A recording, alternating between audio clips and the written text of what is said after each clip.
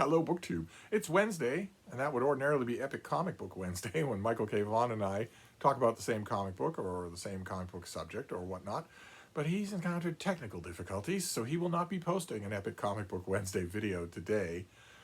And it feels kind of wrong to do one without him, but it also feels kind of wrong to let a Wednesday go. I love talking about comic books. Then I realized David Wiley over on his channel is doing a series of videos called the Bookshelf Essentials, where he pulls down a book off his shelf and tells you why it's essential to him, tells you why it matters so much, why he loves it. And it occurred to me that I could do that with comics on this Wednesday, this solo Wednesday, and it further occurred to me that I could do a exactly on point example, a comic that is actually called Essential, which is pretty much the definition of a bookshelf essential. For a while, Marvel Comics did cheap newsprint, black and white reprint volumes of some of their back catalog. And they were called essential volumes, and they did really well. The only problem was you're not getting the color. You're not. It's not high quality paper of the type that comics are now universally printed on, and so it's going to rub off. It's going to fade, and also there's none of the color, which is.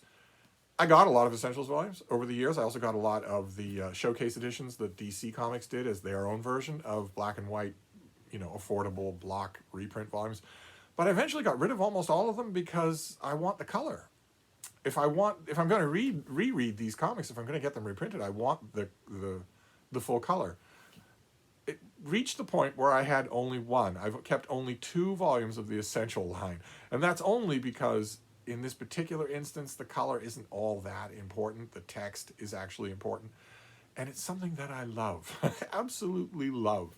This is the official handbook of the Marvel Universe, the deluxe edition. And these are the Marvel Essential volumes 1 and 2. And what these are scientific, quantitative analyses of the biographies and the technological and physiological exact capabilities of all of the Marvel main characters, villains and heroes, and everything in between. This volume 1 is goes issues number 1 through 7. These originally came out as a 12-issue series. The Handbook of the Marvel Universe came out as a 12-issue series, and it was good, it was interesting, but it was a little vague for me. And then the deluxe editions came out a couple of years later.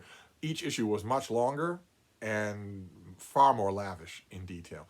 So this is issues 1 through... So this is not the official Handbook of the Marvel Universe, the Essential Volume. This is the deluxe edition, which it's a significant difference between the two. This is 1 through 7. There you see these are our characters sort of marching across the cover. You've got the Beast from the X-Men. You've got Black Bolt from the Inhumans. You've got Captain America, of course. You've got to have a well-known character on the front cover. The Blob and the Black Widow and whatnot. And then this is Volume 2, which is issues number 8 to 14. And there you have Spider-Man in his black costume. You've got the Silver Surfer and all of these different characters here. There's Prince Namor, the Submariner, and Sif, Thor's girlfriend and whatnot. This is from the era where Storm of the X-Men had a mohawk. And that's what these things are. There is no narrative. There is no story. Instead, it's an alphabetical listing of all of Marvel's characters. You get a style book, this is what the character looks like, picture. Then you get panels of them in action drawn from comics. The pictures of them, of what they actually look like, were originally commissioned for both the Handbook of the Marvel Universe and the Deluxe Edition. Which means that when you bought those issues, you were getting original artwork. Now, an original anti-anatomical picture of Cyclops from the X-Men, drawn by Paul Gulacy, I'm pretty sure, who couldn't draw his way off an easel. That's not anything to write home about, but some of these things will be. Some of these things, I don't know if I'm going to be able to meet. Yeah, there we go. That is an original picture of Daredevil by Frank Miller. He did it for the Handbook of the Marvel Universe. And there you see, everything else you see is just panels drawn from various Daredevil appearances. And the text is everything that is known about the character.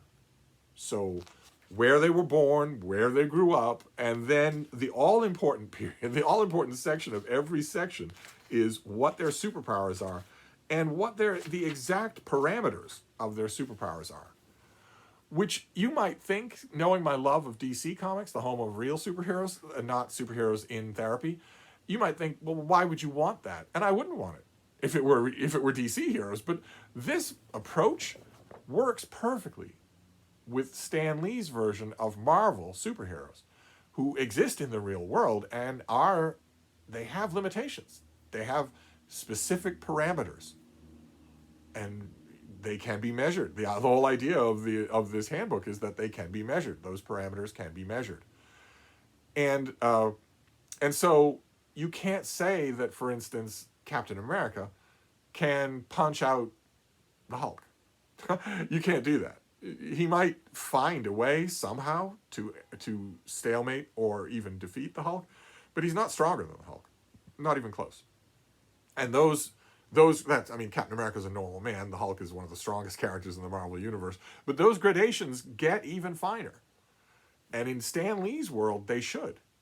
That makes sense. They should get finer. It should be just the same as in the normal world, only on steroids, only deeply, deeply enhanced. And there should also be a scientific explanation for everything that is not magical. And even the magical stuff in here has quite a bit of scientific explanations behind it. Magic is viewed as a legitimate force here, and no attempt is made to dissect it. But all the other characters, all the other superpowers of any kind, are in fact dissected. So you will get the modern iteration of a character, like for instance in the 1990s, this was the character Doc Samson, Leonard Samson, who was irradiated. That's an original John Byrne picture of what Doc Samson looked like at the time. I regretted this costume. I'm glad that I don't think he's in continuity now, but Doc Samson has to have long green hair. That's the whole point of the character. And his original costume, an orange shirt with a yellow lightning bolt across it, was pretty cool in a cheesy kind of way. It naturally appealed to a DC fan. I don't know what this leather daddy is that John Byrne thought of, but you get this character, and then you get everything that is known about the character. So what is their name? Where did they grow up? Do they come from money? Did they go to school, and do we know the institution where they went to school? The exact details of their origin story. How did they get their superpowers? And then you get down to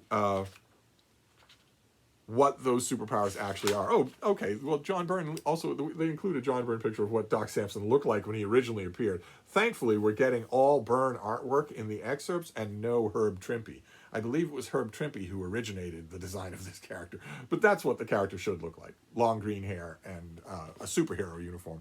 But when you're done with all of the personal details about the character, then you get to their superpowers. And in the Handbook of the Marvel Universe, not the deluxe edition, but the first run, that was just given. The powers were just given in a paragraph. The deluxe edition changes that by separating out their strength level, because Marvel fans are uber geeks and they wanted to know that in every single instance, just exactly how strong is this character compared to all other characters. Marvel used as a baseline the bench press. How much weight can this character bench press under ideal circumstances? So not on the fly, but also not all hepped up with excitement and adrenaline. So it's a baseline. It's a rough field of how much weight the character can lift. And they started including that in its own separate category. Now, Doc Samson has duked it out with the Hulk. So when you get down to his section, we're told that he's 6'6", he weighs 380 pounds, and his strength level, Doc Samson can lift approximately 25 tons under optimal conditions. And a Marvel fan would look at that and say, "What? No, Doc Samson's much stronger than that. 25 tons when the Hulk can lift 100? That doesn't seem right at all. He wouldn't last a minute against the Hulk." But the criterion that the Marvel editors were using for all of these things was not, what do you think should be true here? It was instead, as they say in these reprint volumes, give a lot of their editorial comments, and that's just terrific.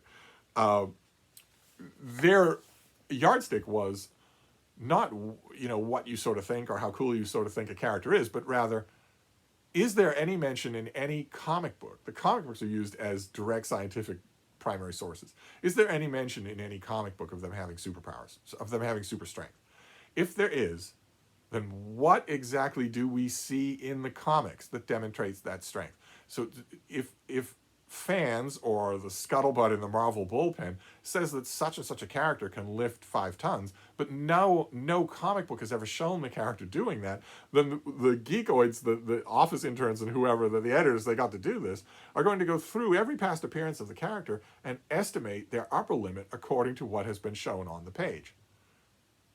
And that puts Doc Samson way down in the 25-ton range, which makes him, for instance, we have the Enchantress. This is an Asgardian villain. That's an original Walt Simonson illustration of a character that he significantly revamped. We're told all about her supernatural ability.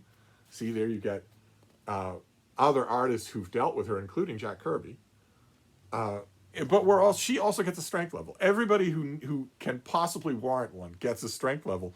And we're told that she possesses the normal strength of an Asgardian woman of her age, weight, and build who engages in moderate, regular exercise. She can lift 25 tons. So she's significantly stronger. Any Asgardian woman is significantly stronger than Spider-Man. And then the entry goes on to all of the physiological differences between Asgardians and humans. They're much tougher. They're virtually tireless. They don't get diseases. They live for a very long time, although in every single instance where an Asgardian comes up, the editors point out that the Olympians, Hercules' people, are actually immortal. They never age at all, whereas the Asgardians are just very long-lived. I think this will certainly tell me, right? The Enchantress possesses the conventional attributes of an Asgardian woman, in parentheses, goddess, in scare quotes, as well as a mastery over certain sorceress disciplines. Like all Asgardians, she's extremely long-lived, though not immortal like the Olympians. Superhumanly strong, the average Asgardian female can lift about 25 tons, immune to all disease, and resistant to conventional injury. Asgardian flesh and bone is about 3 times denser than human flesh and bone, contributing to Asgardian superhuman weight. Her Asgardian metabolism gives her far greater than human endurance at all physical activities. The Enchantress rarely exercises any of her physical abilities except those that pertain to the amatory arts.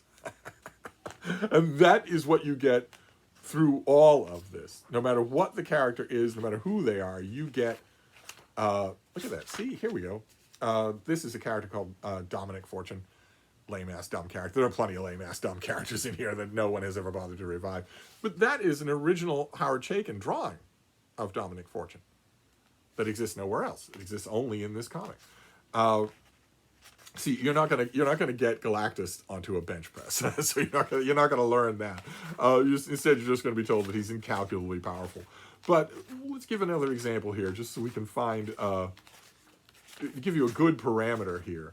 Okay, Gorgon of the Inhuman royal family was introduced in the Fantastic Four, has the ability to cause seismic disturbances with his hooved feet.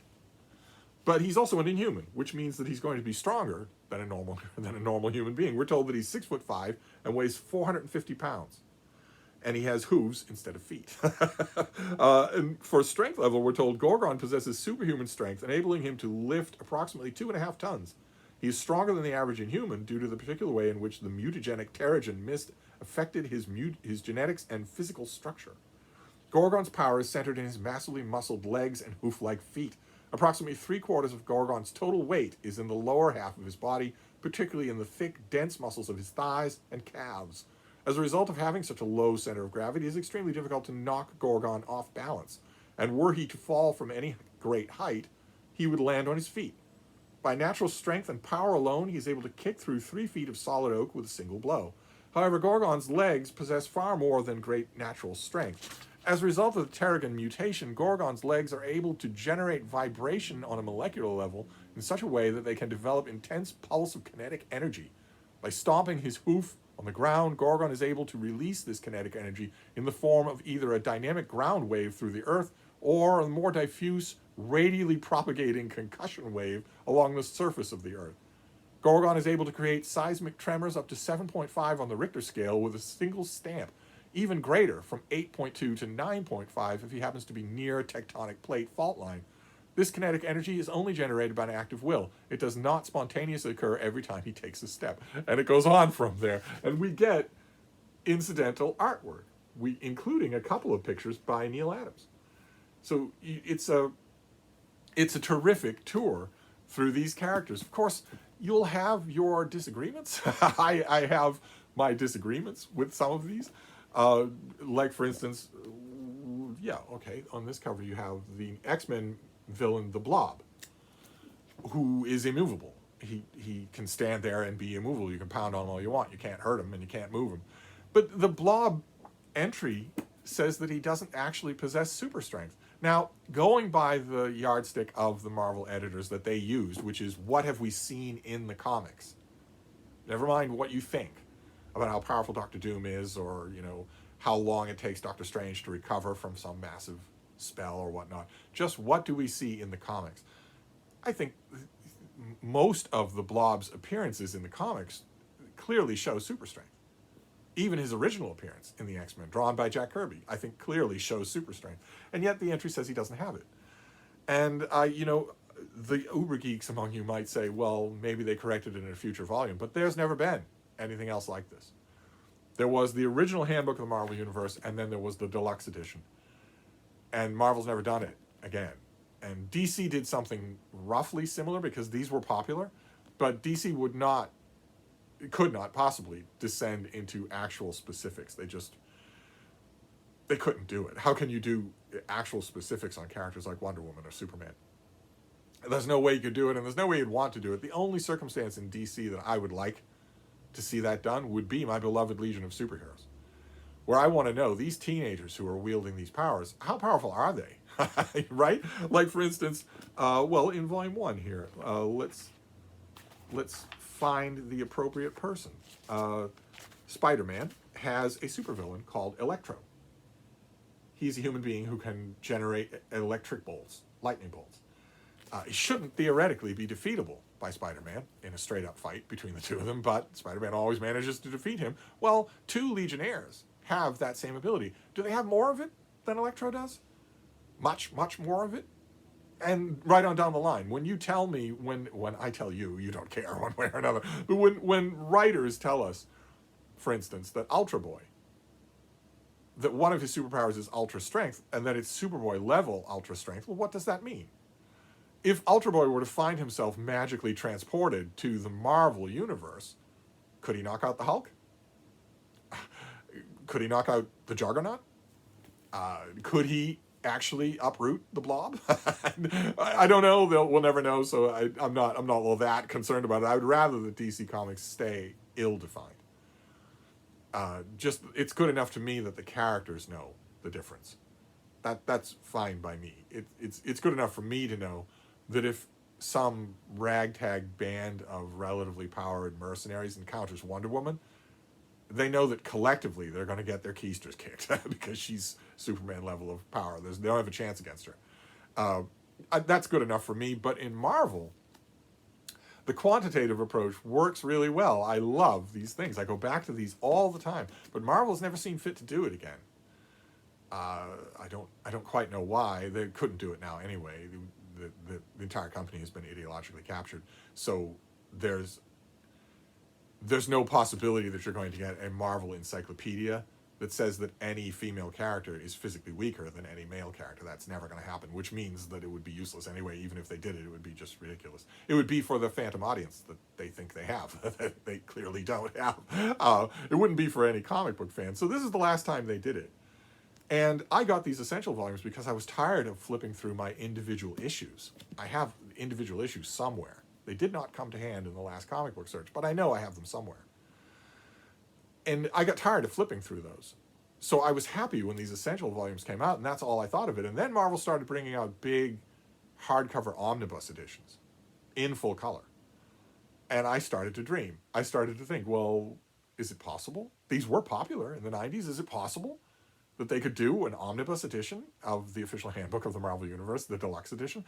And then I saw an announcement in Previews magazine that they were, in fact, going to do a hardcover omnibus edition of the original, of the original Handbook of the Marvel Universe, which I don't want. Nobody wants it. No one comparing the two would want the original. So I saw it come, and I saw it go. I saw it get remaindered to $50. I saw it discounted even more, and I let it go. I don't want it. And then they did a hardcover omnibus edition of the official Handbook of the Marvel Universe, the deluxe edition. Full color of all those illustrations that I was showing you. So all this great comic book artwork was in color originally. And that's no small shakes. I mean, it's not as important as the text in this item, but it's still pretty good. And I saw it come on the market. It came to my comic shop. Those big, heavy 5-pound omnibus editions from Marvel Comics are really well done. They're, editorially speaking, there's everything in them that you would want to be in them. But not only are they unwieldy, I've complained about this before, they're really impossible to use, but they're also expensive. When they first come out, they're like $100, $125, something like that. And foolishly, I saw that volume and I thought, well, the original Handbook of the Marvel Universe Omnibus Edition was eventually remaindered. Enough copies didn't sell so that it came out to comic shops a year or two later for half the price. And it showed up online for half the price. So that will happen with this one. And I should have thought about how badly I was waiting for this very thing. I was not alone, obviously. I passed up the original omnibus volume because I was waiting for the deluxe one. And now, not only does, I don't think Marvel makes it anymore, but the hardcovers are expensive. They have become collectible instead of being discounted. I should have seen that. I didn't get that hardcover omnibus edition, even though it's one of the few, in fact, pretty much the only hardcover omnibus edition that I could see myself using all the time. I go back to the Handbook of the Marvel Universe all the time just to geek out in the incredibly unnecessary specifics of exactly how far Captain America's motorcycle can go on a full tank of gas or something like that, whatever it is. Exactly how many grains of salt Daredevil can detect on a pretzel or stuff like that. Or the personal backgrounds of these characters, because I often imagine that a lot of the characters in the Marvel Universe, good guys and bad guys, went to grammar school together. They went to grade school together. They must have. They're all from the same 2 square miles. They must be long backstories to a lot of them. I'd be willing to bet that the Rhino and the Sandman and the Thing from the Fantastic Four all went to grade school together in, PS 109 or something like that. So I go back to these things all the time. I knew that when that hardcover omnibus volume was out in stores. I knew that it was worth the price and that I wouldn't mind the wait because I would go back to it. And I didn't get it. It's one of the only holy grails I have in the book world. Everything else, I say the Brattle will provide. I'm never going to see that at the Brattle. Never.